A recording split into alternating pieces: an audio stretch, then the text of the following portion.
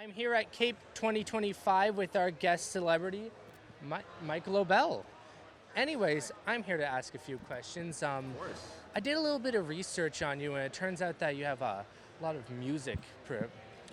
And I was just wondering, what made you branch into acting after music college? That's a really good question. You've certainly done your research. I started in music, actually. I went to music school. I went to high school performing arts school for music, and then at this performing arts high school, that's where I kind of fell in love with being on stage, performing on stage. And I think there's a little bit of a Venn diagram overlap there with performance and acting, and I wanted to do it. I also just really loved movies growing up, and that's kind of what I wanted to be part of. Of course, I it's all about passion most of the time whenever it comes to switching careers. But out of like your sort of projects, like whether it's music, acting roles, whatever, what would you say are like some of the standout ones, your favorites? Okay, so, and talking about that Venn diagram, one of my favorite ever projects that I've ever been a part of was mixing the music and the acting. I did a movie, it was a vampire rock and roll musical called Suck. It was a comedy.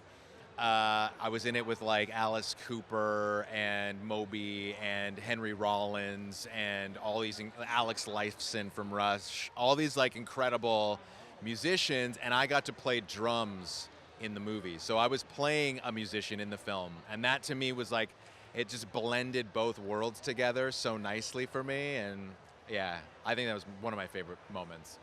That sounds great, honestly. And out of all of your roles and everything, who would you say you'd like to work with again, out of like producers or directors, actors, and such? Well, obviously my co-stars on Degrassi.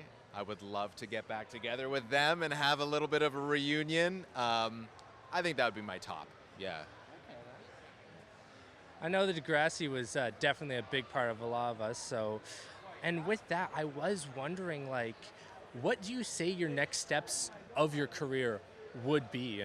Like, what am I doing now or next? Yeah, any sort of like plans, or whether you're branching out or just any projects you're a part of and you're hopefully able to tell us. Of course. I can talk a little bit about the project I'm involved in now. I've stepped behind the camera over the last few years as an editor and a director.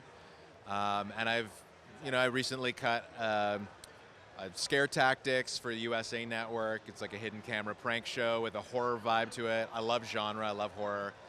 But I also love reality, and I love documentary. And I have a feature documentary film coming out. It's a very personal story about my family.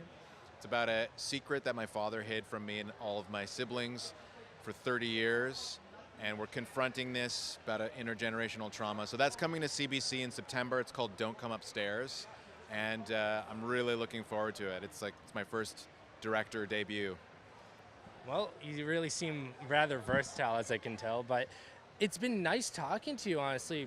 Rather interesting. I didn't know what I was exactly getting into whenever I started researching. It's been nice talking to you. Thank you. Likewise. Pleasure. Yeah.